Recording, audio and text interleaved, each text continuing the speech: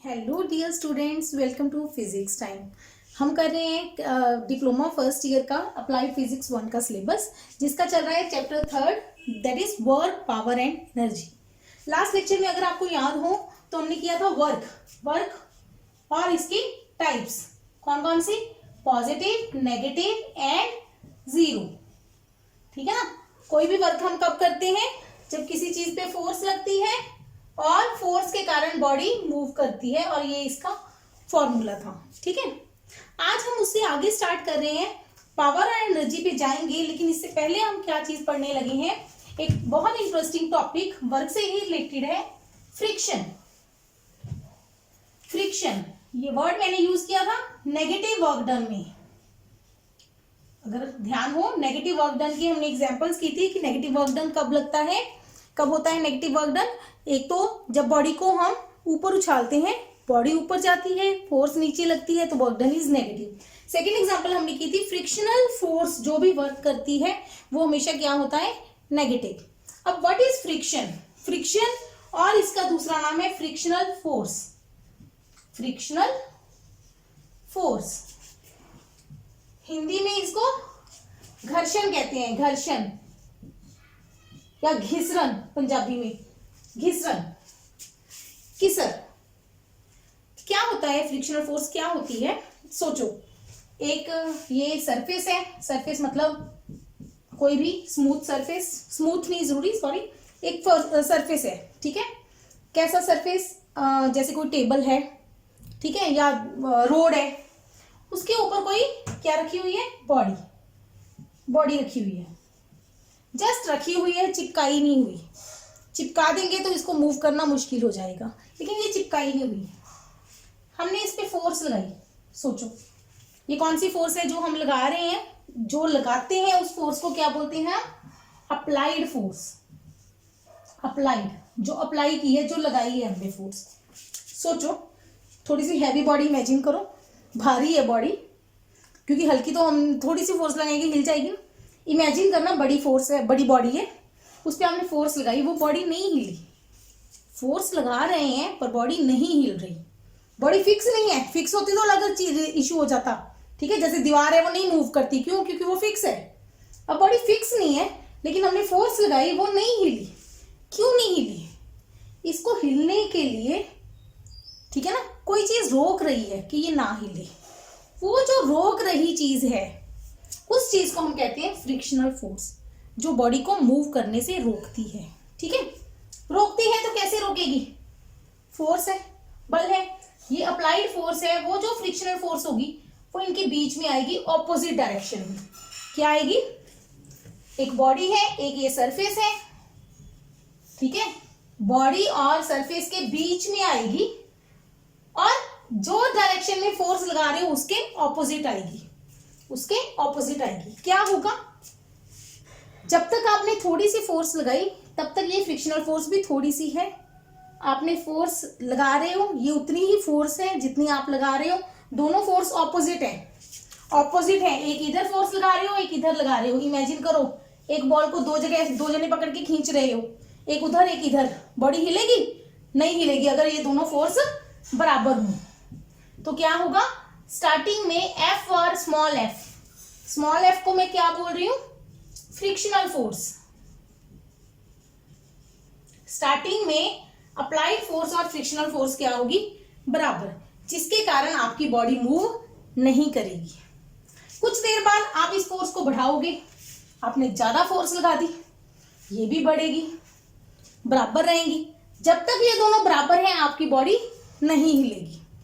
एक टाइम के बाद आपने इस फोर्स को इतना ज्यादा लगा दिया कि ये और बढ़ नहीं सकती, ये बढ़नी बंद हो जाएगी, ठीक है ना, ये नहीं बढ़ेगी, ये बढ़ रही है, तो आपकी बॉडी चलनी शुरू हो जाएगी। सोच के देखो, जस्ट सोचो, ये आपने किसी टेबल पे ये टेबल है, टेबल के ऊपर एक ब्लॉक, बॉल नहीं, होल नहीं करते हम, बॉल में बाद में आएंगे, राउंड बॉडी पे बाद में आएंगे। एक बुक रखी हुई है, ठीक है, आप बुक को खींच रहे हो, बॉडी, बुक नहीं हिल रही, भारी बुक है, ठीक है, लगाई जा रहे हो, कुछ देर बाद वो हिलने लगी, ठीक है ना। जब तक आप फोर्स लगा रहे हो और बॉडी नहीं हिल रही तब भी फ्रिक्शनल फोर्स है। कौन सी फोर्स है? जो इसके ऑपोजिट लग रही है, अप्लाइड फोर्स के ऑपोजिट लग रही है। ठीक है, जब बॉडी हिल पड़ी तब भी ये फोर्स लग रही है, लेकिन होता क्या है, जब बॉडी चलने लगी तो ये फोर्स ज्यादा है, ये फोर्स कम रह जाती है, इसके कारण बॉडी चल पड़ती है। ठीक, तो व्हाट इज डेफिनेशन लिखते हैं इसकी, व्हाट इज फ्रिक्शनल फोर्स? क्या है frictional force? It is an opposing force, very important. Opposing मतलब अपोज करती है, ऑपोजिट लगती है। अपोजिंग मतलब उलट दिशा में लगती है। अपोजिंग का मतलब होता है उल्ट दिशा में। Opposing force which comes into play. अच्छा सोचो, अभी आगे लिखवाती हूँ डेफिनेशन। अभी सोचो, मैंने ये फोर्स नहीं लगाई, क्या ये फ्रिक्शनल फोर्स होगी? क्या ये फ्रिक्शनल फोर्स होगी?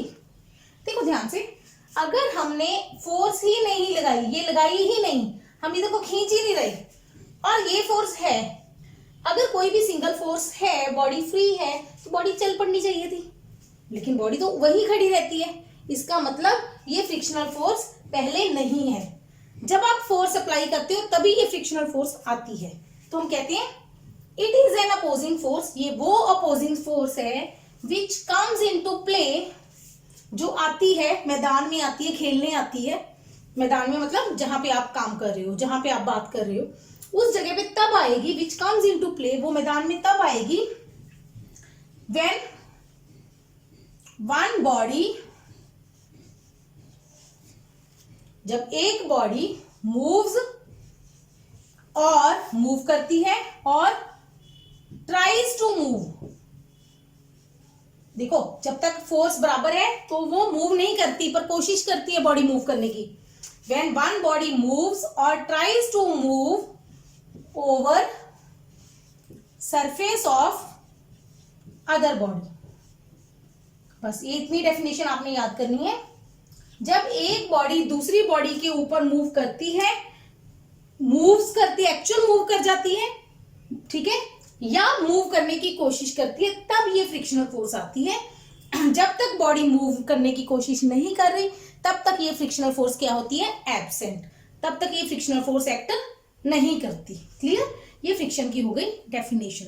It is an opposing force which comes into play when one body moves or tries to move over surface of other body।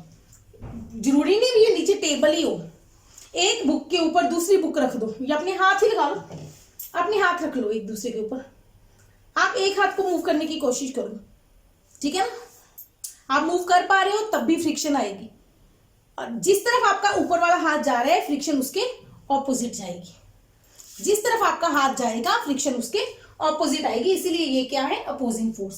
ये कब आती है? जब बॉडी मूव करे या मूव करने की कोशिश करे। मूव कर जाए या कोशिश करे तब ये फोर्स लगती है। ठीक हो गया? इसका कारण क्या है? ये क्यों लगती है? Cause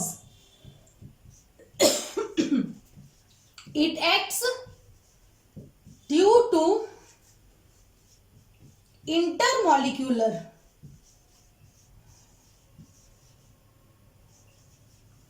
force between two bodies. क्यों लगती है ये फोर्स? पहले मैंने डेफिनेशन लिख दी, बस कारण लिख दिया, इतना ही लिखना है आपने पेपर में, कारण। ठीक है, अब ये क्यों लगती है समझो इस चीज को। क्या होता है? एक और इंपॉर्टेंट चीज, ये कब लगती है फोर्स? सरफेस क्या होना चाहिए? रफ। दोनों या सिंगल सरफेस क्या होना चाहिए? रफ सरफेस होना चाहिए। रफ सरफेस नॉर्मली ऐसा होता है, ठीक है, ये एक सरफेस है, मतलब देखने में आपको स्ट्रेट लाइन मैंने हम बना देते हैं, लेकिन एक्चुअली सरफेस में थोड़ी बहुत ऐसे मतलब होता है, ऊंच नीच आती है, ऊंचाई नीचाई आती है, ठीक है ना, ऐसे कुछ आता है। इसके ऊपर हमने एक बुक रख दी, ये ऐसे रख दी, बुक में भी वैसे इरेगुलरिटीज होंगी। क्या होगा? ये ऊपर बुक का मॉलिक्यूल है ना फर्स्ट, ये नीचे किसका, सरफेस का मॉलिक्यूल है। मॉलिक्यूल समझते हो ना, अणु परमाणु जो होते हैं, परमाणु, ठीक है जो भी है ना अणु परमाणु। ये मॉलिक्यूल्स एक दूसरे पे क्या बना लेते हैं, बॉन्ड बना लेते हैं। पढ़ा है ना केमिस्ट्री में, बॉन्ड, एक दूसरे से क्या बना लेते हैं, बॉन्ड। इसको बोलते हैं इंटरमॉलिक्यूलर बॉन्ड। इंटर मतलब दो अलग अलग बॉडीज के बीच में बॉन्ड बन जाती है। ये बॉन्ड बन गई, जब तक रखी हुई है। जब आप फोर्स लगाते हो क्या होता है, क्या होगा, ये बॉन्ड टूटेंगे, क्योंकि बॉडी आगे तभी जाएगी, ये बॉन्ड टूटेगा, ठीक है ना। ये बॉन्ड टूटेंगे, उस बॉन्ड को तोड़ने के लिए फ्रिक्शनल फोर्स प्रोड्यूस होती है। मतलब ये बॉन्ड्स क्या प्रोड्यूस करते हैं, ये इंटरमॉलिक्यूलर मतलब ये बॉन्ड्स में फोर्स होती है, उस फोर्स को हम क्या कहते हैं, फ्रिक्शनल फोर्स। क्लियर हो गया, ये हो गया कॉज ऑफ फ्रिक्शन। ठीक, भी दो बॉडीज, उनके बीच में क्या होता है, इरेगुलर सरफेस होने के कारण उनके बीच में कौन सी बॉन्ड्स बनती हैं, इंटरमॉलिक्यूलर बॉन्ड्स बनती हैं, और वो फोर्स जनरेट करती हैं जिसको हम कहते हैं फ्रिक्शनल फोर्स। बॉडी को मूव करने के लिए उन बॉन्ड्स को तोड़ना पड़ेगा, मतलब इस फ्रिक्शनल फोर्स को हमें ओवरकम करना पड़ेगा, ठीक है। उससे अपनी अप्लाइड फोर्स को फ्रिक्शनल फोर्स से ज्यादा बनाना पड़ेगा। क्लियर, ठीक है। Now we move to types of friction. Friction की चार टाइप्स हैं। First, static friction. कौन सी है static frictional, the frictional force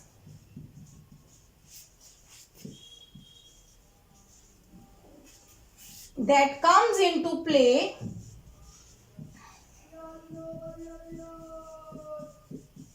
static का मतलब क्या होता है, what is the meaning of static, rest. Static का मतलब होता है रेस्ट, रुकी हुई है। मतलब आपने अप्लाई की फोर्स बट बॉडी मूव नहीं करी, तब भी फ्रिक्शनल फोर्स आती है ना, उस फ्रिक्शनल फोर्स को हम क्या कहते हैं, static friction. The frictional force that comes into play when one body tries to move but actually does not move over other body या surface of other body।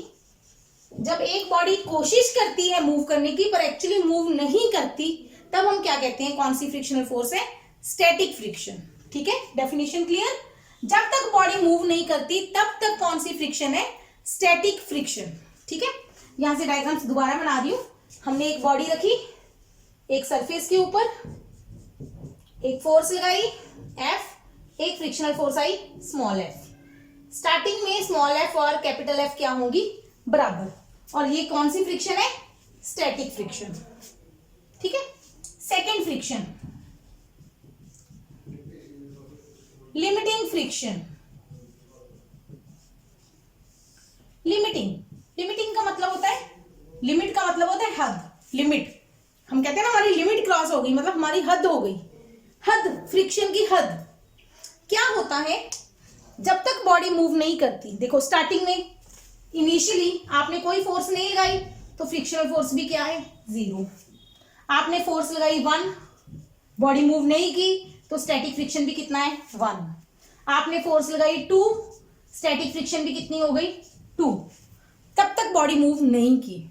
ठीक है, जब तक नहीं मूव की तब तक कौन सी फ्रिक्शन है, स्टैटिक फ्रिक्शन। और स्टैटिक फ्रिक्शन क्या होती है, जैसे जैसे आप अप्लाइड फोर्स बढ़ाते हो वैसे वैसे स्टैटिक फ्रिक्शन बढ़ती जाती है। ठीक है ना, स्टैटिक फ्रिक्शन तक बॉडी मूव नहीं करेगी तो आप ये फोर्स बढ़ा रहे हो तो ये भी बढ़ती जाएगी। लिमिटिंग फ्रिक्शन क्या मतलब हो गई, इस फ्रिक्शन की हद हो गई। द मैक्सिमम वैल्यू ऑफ किसकी maximum value, static friction. The maximum value of static friction up to which body does not move, जिस फोर्स तक बॉडी मूव नहीं करती, इज कॉल्ड लिमिटिंग फ्रिक्शन। उस फ्रिक्शन को क्या बोलते हैं?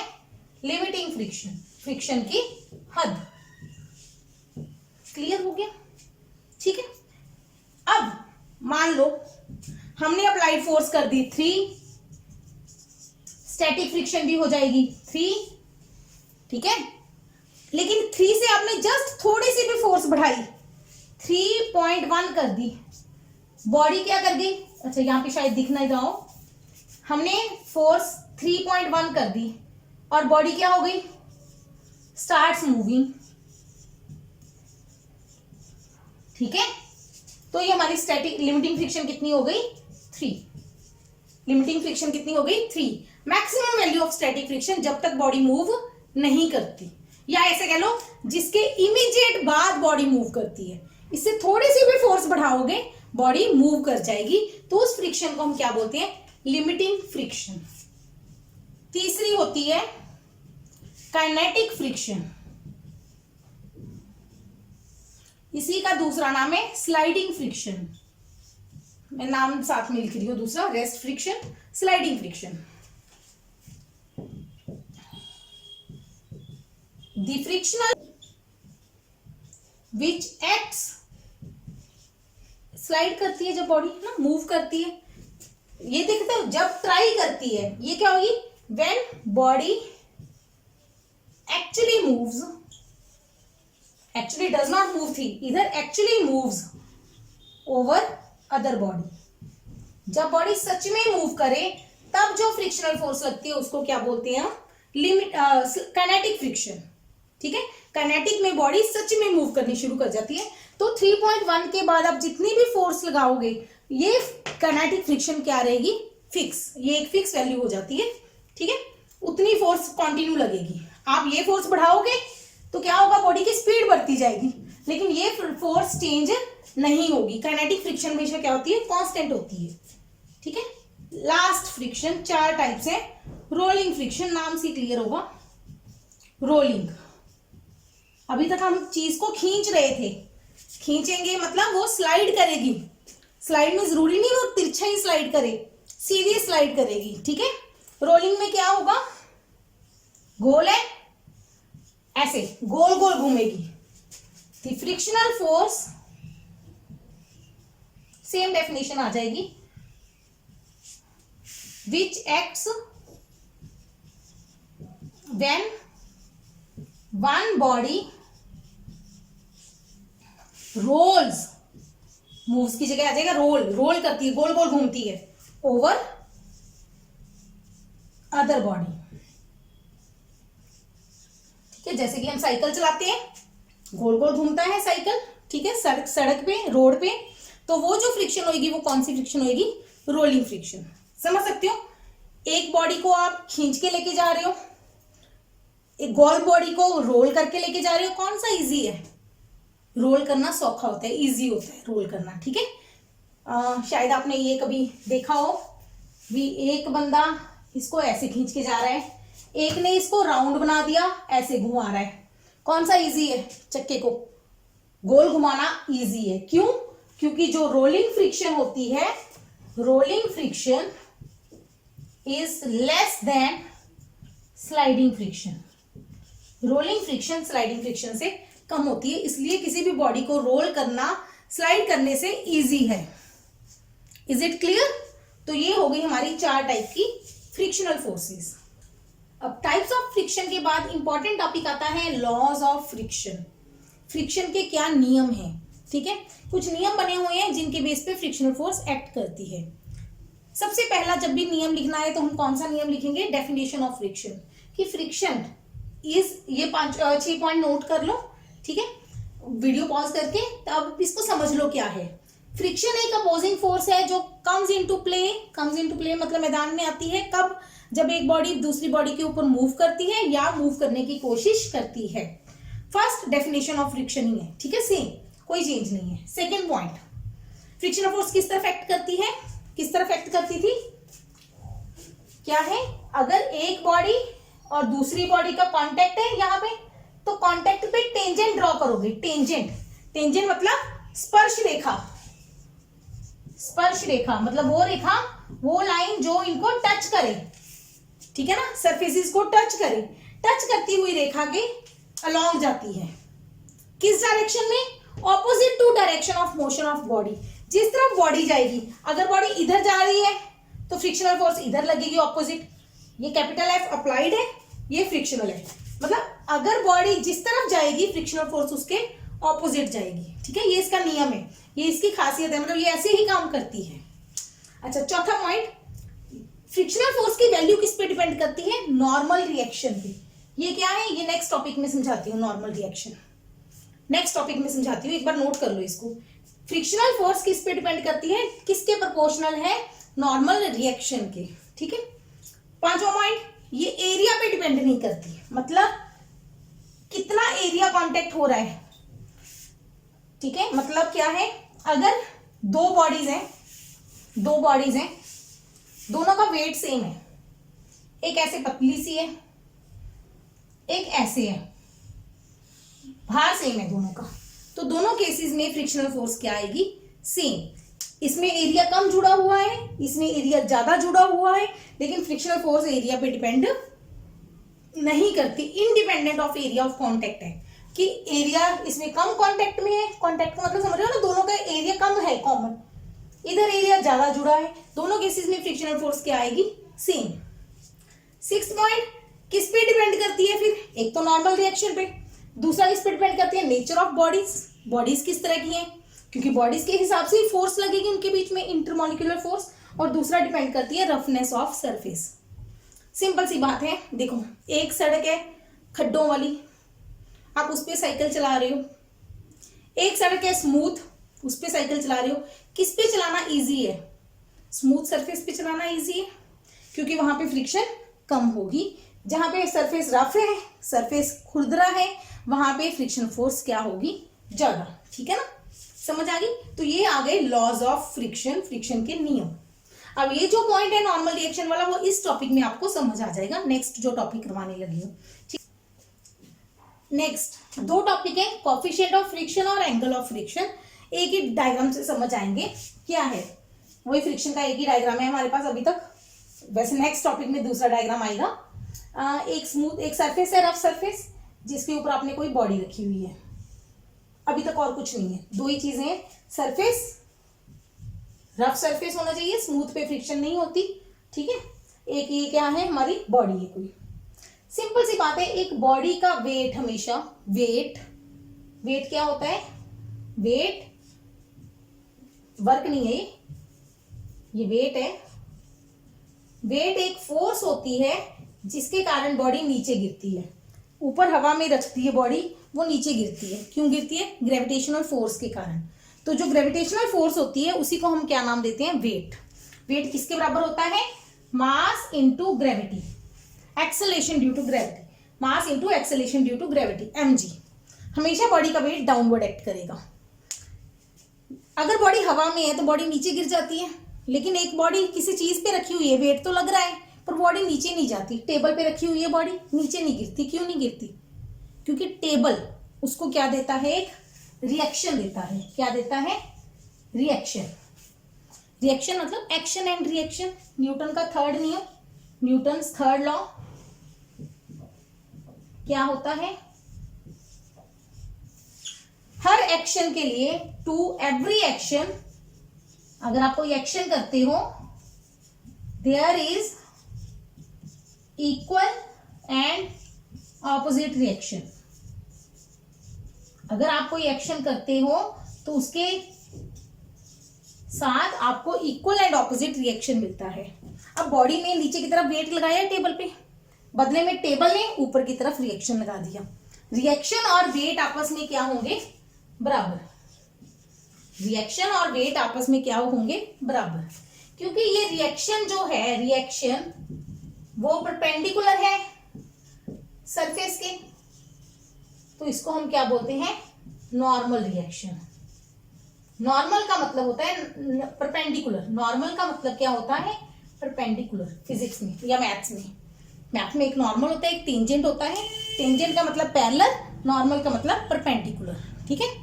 टेंजेंट होता है जो वो सरफेस के पैरेलल होता है। Tangent is parallel to surface, normal is perpendicular to surface. समझ आ गई? ठीक है ना? ये दो चीजें आप पहले तो याद रखोगे कि जब भी कोई बॉडी रखते हैं आप टेबल पे, उस पे फोर्स लगाती है। कौन लगाती है टेबल पे फोर्स? बॉडी। कौन सी फोर्स होती है वो? वेट। टेबल ने वेट सॉरी बॉडी ने वेट लगाया, बदले में टेबल ने क्या दिया उसको? रिएक्शन। एक्शन के बराबर ऑपोजिट रिएक्शन होता है। एक्शन नीचे हुआ, रिएक्शन ऊपर हुआ, तो ये नॉर्मल रिएक्शन हो गया। ठीक है, ये हो गया। अच्छा, फिर आपने एक फोर्स लगाई कैपिटल एफ। ये कौन सी फोर्स है? Applied force. बदले में कौन सी फोर्स मिली? Frictional force. ठीक है, अब हम कोएफिशिएंट ऑफ फ्रिक्शन पढ़ेंगे। अब हमने लॉ पढ़ा था फ्रिक्शन का, अब नॉर्मल रिएक्शन पता चल गया। उसमें हमने क्या पढ़ा? फ्रिक्शनल फोर्स इज, ये स्मॉल एफ जो मैं लिख रही हूं वो किसके लिए लिख रही हूं? फ्रिक्शनल फोर्स के लिए। स्मॉल एफ किसके लिए? Frictional force is proportional to normal reaction. Frictional force is proportional to normal reaction. ठीक है, तो F proportional हटा के एक कांस्टेंट लगाते हैं। ठीक है, उस कांस्टेंट को यहां पे कौन सा फोर्स लगाते हैं? Mu. Mu is coefficient of friction. Mu किसके बराबर है? एफ बटा आर, सॉरी स्मॉल एफ बटा आर। तो what is coefficient of friction? Definition लिख देते हैं। कोएफिशिएंट ऑफ फ्रिक्शन क्या है? It is ratio of frictional force and normal reaction, दोनों की रेशियो। फ्रिक्शनल फोर्स और नॉर्मल रिएक्शन की रेशियो को हम क्या कहते हैं? Coefficient of friction. Frictional force को नॉर्मल रिएक्शन से डिवाइड कर दो तो जो चीज आएगी उसको क्या कहेंगे हम? Coefficient of friction. ठीक है, क्लियर हो गया? Next, angle of friction, last topic. अब इसी बॉडी डायग्राम पे, इसी डायग्राम में आओ, सिर्फ दो चीजों की बात करेंगे, एक रिएक्शन, एक फ्रिक्शनल फोर्स। सिर्फ दो चीजें, रिएक्शन और फ्रिक्शनल फोर्स। फ्रिक्शनल फोर्स क्यों आई? क्योंकि अप्लाइड लगाई थी, ये भी है, शो नहीं करे। रिएक्शन क्यों आया? क्योंकि वेट था। ठीक है, पर ये दो चीजें आ गई। अब इन दोनों का रिजल्टेंट निकाल लो। रिजल्टेंट कैसे निकालते हैं? रेक्टेंगल बना लो या पैरेललोग्राम बना लो, ये उसका क्या होगा? डायगोनल। ये रिजल्टेंट आ गया, रिजल्टेंट। ठीक है, ये रिजल्टेंट जो रिएक्शन के साथ एंगल बनाता है, रिजल्टेंट और रिएक्शन के बीच में एंगल, उसको हम क्या कहते हैं? Angle of friction. बस ये इसके डेफिनेशन याद कर लो, पेपर में पूछ लेते हैं कई बार। डायग्राम बना देना और ये लिख देना, the angle between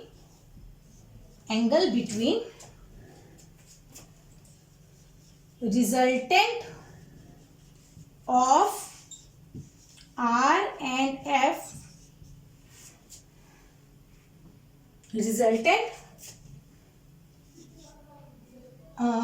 and reaction is called angle of friction. थोड़ा सा डेफिनेशन मतलब कई बार याद करनी मुश्किल हो जाती है। रिजल्टेंट और रिएक्शन के बीच में जो एंगल है उसको हम क्या कहते हैं? Angle of friction. बस ये डायग्राम बना देना, ठीक है, और इतना थीटा लिख देना, उसको हम क्या कहेंगे? Angle of friction. खत्म। ठीक है ना, ये डेफिनेशन और डायग्राम, बस और कुछ नहीं चाहिए। क्लियर? अगर इसकी वैल्यू निकालनी हो तो कैसे निकालेंगे बेटा? मैं एक काम करती हूँ, मैं यहां से ना ट्राइंगल से टेन थीटा निकालती हूँ। टेन थीटा क्या होगा? टेन थीटा, टेन आता है ट्राइंगल से टेन निकालना। ठीक है, टेन क्या होगा? अगर मैं इसको नाम दे दूं ए बी सी डी, या ऐसे लिखती हूँ, उल्टा पुल्टा हो गया, दोबारा लिखती हूँ, A B C D. Tan theta क्या होगा? Perpendicular by base.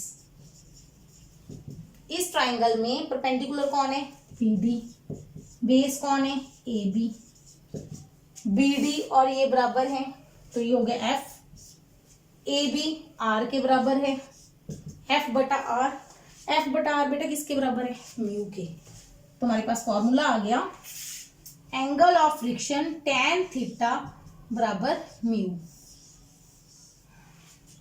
tan theta और म्यू क्या होती है, बराबर। ये फ्रिक्शन का फॉर्मूला आ गया एंगल ऑफ फ्रिक्शन का, ठीक है। ये जरूरत पड़ेगी न्यूमेरिकल्स में कभी कभी, ओके। ये हो गया angle of friction. I think length ही ज्यादा हो गया, तो एक लास्ट टॉपिक के साथ इस पार्ट को खत्म करते हैं। नेक्स्ट लेक्चर में हम शुरू करेंगे फ्रिक्शन के फायदे और नुकसान। लास्ट टॉपिक अभी समझ लो, उसके बाद नेक्स्ट लेक्चर में करेंगे बाकी काम। एंगल ऑफ रिपोज,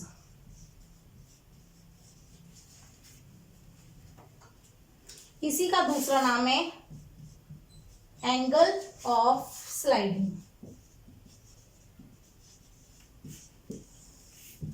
आप कहेंगे ये क्या चीज है, देखो सोचो, ये एक सरफेस था, ठीक है। इसके ऊपर आपने कोई चीज रख दी, चीज खड़ी है, आपने कोई फोर्स अप्लाई नहीं की, कुछ नहीं किया, चीज किस पे रहेगी, रेस्ट पे, रुकी रहेगी चीज। अब आपने क्या किया, समझो ये एक सरफेस है, ऐसे ये एक बुक है, फाइल है, ठीक है। इसके ऊपर एक बॉडी रख दी मैंने, दिख रही है, ये बॉडी रख दी, सिंपल रखी हुई है।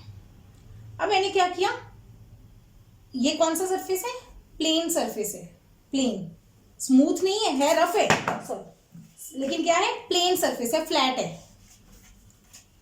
एक होता है तिरछा सरफेस, ऐसे ढलान वाला या चढ़ाई वाला, है ना, रास्ते होते हैं ना ऐसे, इसको क्या बोलते हैं, इंक्लाइंड सरफेस। क्या बोलते हैं, इंक्लाइंड सरफेस। मुझे लिख देने दो। एक होता है, ये होता है प्लेन सरफेस, ये कैसे होता है, ये कौन सा सरफेस होता है, इंक्लाइंड सरफेस। इंक्लाइंड सरफेस के साथ ये हम बनाते हैं हॉरिजॉन्टल सरफेस, हॉरिजॉन्टल, ठीक है, प्लेन, और इसको टेढ़ा किया तो ये क्या बन गया, इंक्लाइंड। देखो अब ये देखो, इस चीज को एक्सपेरिमेंटली देखो, ये एक बॉडी रखी हुई है, हिली नहीं, नहीं हिल रही, मैंने इसको तिरछा किया, तिरछा कर लिया, हिली नहीं हिली, किया किया, ये अब मूव करने लगी। ध्यान से देखो, ऐसे है, ये हॉरिजॉन्टल पड़ी है बुक, टेबल या अपना सरफेस, ऊपर एक बॉडी रखी हुई है, ये नहीं हिल रही, हमने इसको टेढ़ा करना शुरू किया, ये भी नहीं हिल रही ना, ये हिलनी शुरू हो गई। जिस एंगल पे जाके बॉडी मूव की, जिस एंगल पे, इस एंगल पे बॉडी मूव की, किसके ऊपर आपने कोई बॉडी रखी, वो बॉडी क्या हो गई, स्लाइड हो गई, मूव कर गई, उस एंगल को क्या कहते हैं, angle of repose. The angle, इसको क्या कहते हैं, it is the minimum angle. देखो अगर मैं इस एंगल को ज्यादा कर दूंगी तो बॉडी पक्का ही नीचे आएगी, कम करूंगी बॉडी नीचे नहीं आएगी, तो कम से कम एंगल, मिनिमम एंगल ऑफ, इसको क्या बोलते हैं, इंक्लाइंड से वर्ड है inclination, the minimum angle of inclination of a surface, it is minimum angle of inclination of a surface so that a body kept on it keeps sliding, ताकि इस पे रखी बॉडी क्या होनी शुरू हो जाए, स्लाइडिंग। तो उस एंगल ऑफ इंक्लिनेशन को क्या कहते हैं, उस एंगल ऑफ इंक्लिनेशन को क्या कहते हैं, एंगल ऑफ रिपोज या एंगल ऑफ स्लाइडिंग। स्लाइडिंग से तो क्लियर ही है, ताकि इस इंक्लिनेशन पे देखो, ऐसे बॉडी पड़ी थी, नहीं हिल रही, ऐसे की जिस एंगल पे हिलनी शुरू हो गई, मूव कर गई, स्लाइड करनी शुरू हुई, उस एंगल को हम क्या कहते हैं, एंगल ऑफ इंक्लिनेशन, ठीक है, एंगल ऑफ रिपोज, ठीक है। इंक्लिनेशन भी है, एंगल ऑफ रिपोज, इसको अल्फा से डिनोट करेंगे। देखो ये बॉडी रखी है, इस बॉडी का वेट किस तरफ होगा? नीचे की तरफ। वेट हमेशा नीचे होता है, परपेंडिकुलर होता है। अच्छा, बॉडी इधर जा रही है तो फ्रिक्शनल फोर्स किस तरफ होगी? इस तरफ, स्मॉल एफ। दो चीजें हो गई, ये हमारी बॉडी का मोशन हो गया, ये फ्रिक्शनल फोर्स हो गई, ये वेट हो गया। एक रिएक्शन निकलेगा वेट के ऑपोजिट, बट हमने कौन सा रिएक्शन लेना होता है? Normal reaction. नॉर्मल मतलब इस सरफेस के, ये फ्रिक्शनल फोर्स के परपेंडिकुलर। ये हो गया रिएक्शन। चार चीजें समझ आ गई। एक तरह से अप्लाइड फोर्स होगी, जो अप्लाई नहीं की, अपने आप लगी है, जिसके कारण बॉडी स्लाइड हुई है। किसके कारण लगी है? ये इंक्लिनेशन के कारण। फ्रिक्शनल, जब बॉडी स्लाइड हो रही है तो फ्रिक्शनल फोर्स आएगी, रफ सरफेस है, फ्रिक्शनल फोर्स ऊपर की तरफ, वेट नीचे की तरफ। रिएक्शन, कौन सा रिएक्शन लिया है हमने? Normal reaction. नॉर्मल समझाया था अभी, क्या होता है? नॉर्मल का मतलब होता है परपेंडिकुलर। किसके परपेंडिकुलर? सरफेस के परपेंडिकुलर, 90 डिग्री। यहां तक तो क्लियर हो गया होगा, यहां तक कोई डाउट नहीं है। अब क्या आर एम जी के बराबर है? नहीं, आर एम जी के बराबर नहीं है। अच्छा, एफ किसके बराबर होगा? म्यू आर के बराबर, ये तो हमें कोई डाउट नहीं है। एफ किसके बराबर होगा? म्यू आर के बराबर। एफ बटा आर किसके बराबर होगा? म्यू के। ये तो क्लियर है, यहां तक तो हमें कोई डाउट नहीं है। अब देखते हैं हम इनकी वैल्यूज। देखो, एफ एम जी, क्या मैं एम जी के दो कंपोनेंट बना सकती हूँ? कंपोनेंट, ये मुश्किल है, थोड़ा सा समझना मुश्किल है। दो बार समझाऊंगी, एक बार आज समझाऊंगी, एक बार नेक्स्ट लेक्चर में करेंगे तो आपको ज्यादा क्लियर हो जाएगा। ये एम जी है। आपको अगर कंपोनेंट वाला याद हो, एक वेट के, एक फोर्स के हम दो टुकड़े करते थे। एक फोर्स के दो टुकड़े कर सकते हैं, या एक वेक्टर के दो टुकड़े करते थे, एक एक्स एक्सिस में हॉरिजॉन्टल, एक वर्टिकल। अगर ये एंगल थीटा है तो इधर कौन सा कंपोनेंट? ए कॉस थीटा, इधर ए साइन थीटा, दो टुकड़े। अगर ये फोर्स है आपके पास, उसके आप दो टुकड़े करते थे, दोनों टुकड़ों में एंगल 90 डिग्री। अगर ये एंगल थीटा है तो ए का इधर कंपोनेंट आ जाएगा ए कॉस थीटा, इधर आ जाएगा ए साइन थीटा। ठीक है, जिस तरफ एंगल है उधर कॉस, जिस तरफ एंगल नहीं है उधर साइन। यहां तक क्लियर है? अब देखना मैं क्या कर रही हूं, यही चीज करेंगे वेट के लिए। वेट नीचे है, वेट के दो टुकड़े कर रही हूं, एक इस तरफ, एक इस तरफ, ऐसे समझ लो। ये ए वेक्टर है, इसके दो टुकड़े कर रहे हैं ऐसे। अब बात है एंगल की। एंगल नहीं पता, अगर ये एंगल एक्स है तो इधर क्या होएगा? ए कॉस एक्स। एक्स क्यों लिया? ऐसे ले लिया, ए साइन एक्स, समझाने के लिए आपको। भी एंगल कुछ भी हो सकता है ना, थीटा, अल्फा, बीटा, गामा, जो मर्जी हो। जो एंगल होएगा ए कॉस एक्स, ए साइन एक्स। ठीक, यहां तक क्लियर हो गया। अब बात है इस केस में एंगल की। वैसे तो आप इसको याद कर लेना, बहुत जरूरत पड़ने वाली है। ये अल्फा है तो ये अल्फा होता है, ये अल्फा है तो ये अल्फा होता है। ये आता कैसे है? ऐसे आता है एक्चुअली। जिसको समझना है वो समझ लो, जिसको नहीं समझना छोड़ दो, इसको याद कर लो। ये एंगल बेटा 90 डिग्री है, सॉरी, ये 90 डिग्री है। अगर इस ट्राइंगल में बात करें, इसको नाम दे देती हूं मैं ए बी सी। ए बी सी में टोटल एंगल देखो, alpha plus 90 plus angle A कितना होगा? 180 डिग्री। तो एंगल ए कितना होगा?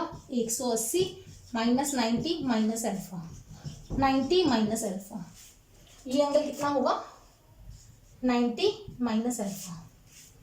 ठीक है, इसको छोड़ दो, अभी अब तो आपको पता नहीं है। ये 90 माइनस अल्फा है, ये कितना होगा? टोटल एंगल होना चाहिए 90, तो ये कितना होना चाहिए? अल्फा, ताकि दोनों का सम कितना बन जाए? 90 डिग्री। ठीक है, ये कुछ होता है रूल, ये पढ़ लेना, समझ आ जाएगा। वीडियो को दोबारा पॉज करके देख लेना। ठीक, अभी हमने क्या याद करना है, हम भूल जाते हैं बाकी सारा कुछ। ये सरफेस है, ये वेट है, वेट के दो हिस्से बनाने हैं, एक इधर एक इधर। ठीक है, और ये एंगल अपने पास कितना है? अल्फा। ठीक है ना, अगर ये अल्फा है ना बेटा, तो ये अल्फा होगा हमेशा। तो एम जी के दो कंपोनेंट बनेंगे, इधर कौन सा बनेगा? एम जी कॉस अल्फा, इधर कौन सा बनेगा? M G sine alpha. ये सेम चीज नेक्स्ट लेक्चर में यूज होगी, इसको अच्छी तरह से सीख लो। वेट के दो हिस्से बनाने हैं, एक परपेंडिकुलर सरफेस के, एक parallel to the surface. Weight बीच में आना चाहिए, वेट बीच में आना चाहिए दोनों के। तो देखो बस इसमें डायग्राम में आपने सिर्फ इतना लिखना है, ये चीज जो मैंने पहले बताई है ना उस चीज को चाहे आप छोड़ दो एक बार, ये चीज जो मैंने बनाई है ना इसको नहीं बनाना आपने, आपने सिर्फ डायग्राम में ये चीज बनानी है। अल्फा अल्फा वेट के दो टुकड़े mg cos अल्फा, इधर mg sin अल्फा। तो जब तक स्टैटिक फ्रिक्शन की बात करें, F किसके बराबर होगा, mg sin अल्फा के। R किसके बराबर होगा, mg cos अल्फा के। ये बड़ी इंटरेस्टिंग चीज है। क्या चीज है देखो ध्यान से, mg और r ना पैरेलल थे ना परपेंडिकुलर थे, mg और r में कोई रिलेशन नहीं था। r सरफेस के परपेंडिकुलर था, सरफेस के परपेंडिकुलर था, mg हॉरिजॉन्टल के परपेंडिकुलर था, तो आपस में कुछ नहीं पता था हमें। अब क्या हुआ, r और mg cos अल्फा ऑपोजिट है, ये ऊपर है ये नीचे है, ऐसे देखो एक लाइन में आ रहे हैं, ये दोनों चीजें एक लाइन में है, ऑपोजिट है, ऑपोजिट है ना। एक्शन एंड रिएक्शन, ये रिएक्शन है ये एक्शन हो गया। तो R किसके बराबर हो गया, mg cos अल्फा की। F किसके बराबर हो गया, mg sin अल्फा की, ये भी ऑपोजिट है। फ्रिक्शनल फोर्स हमेशा अप्लाइड फोर्स के ऑपोजिट होती है, वो ऑपोजिट है, तो ये दोनों आपस में क्या हो गए, बराबर। अब म्यू क्या है, F बटा R, कौन सी है, फ्रिक्शनल फोर्स। फ्रिक्शनल फोर्स की वैल्यू पुट कर दो, mg sin अल्फा, और ये क्या है, mg cos alpha. mg cut गया, तो म्यू किसके बराबर आ गया, tan अल्फा की। बस खत्म, ये आ गया हमारा एंगल ऑफ रिपोज या angle of sliding. Very interesting. अभी हमने किया था म्यू किसके बराबर था, tan थीटा के, अभी किसके बराबर आ गया, tan अल्फा के। थीटा क्या है, एंगल ऑफ फ्रिक्शन, अल्फा क्या है, एंगल ऑफ रिपोज, है ना। तो tan थीटा और tan अल्फा बराबर, tan कट गया तो थीटा और अल्फा बराबर। एंगल ऑफ फ्रिक्शन और एंगल ऑफ रिपोज हमेशा क्या होते हैं, बराबर। दैट्स ऑल अबाउट आज का लेक्चर। ठीक है, आज का लेक्चर इसके साथ खत्म करते हैं। थोड़ा सा शायद ज्यादा हो गया, फिर भी रिवाइज करवाती हूँ। क्या क्या पढ़ा आज हमने, व्हाट इज फ्रिक्शनल फोर्स, पहले होती क्या है, फिर उसका कारण क्या है, इंटरमॉलिक्यूलर फोर्सेस। ठीक, फिर हमने किया टाइप्स ऑफ फ्रिक्शन, कितनी तरह का है फ्रिक्शन, 4 तरह का। कौन कौन सा, स्टैटिक, लिमिटिंग, काइनेटिक और रोलिंग। ठीक है, चारों की डेफिनेशन लर्न करनी है हमने। फिर हमने किया laws of friction, again 6 laws पढ़े उनके। और लास्ट हमने किया coefficient, angle of friction, angle of repose, 3 angles की डेफिनेशन और उनके फॉर्मूले एंड में ये लिखा हुआ है बस। ठीक, that's all for today's lecture. Keep watching, keep learning. कोई चीज नहीं समझ में आई तो मेल करो या कमेंट बॉक्स में लिखो। Okay, take care.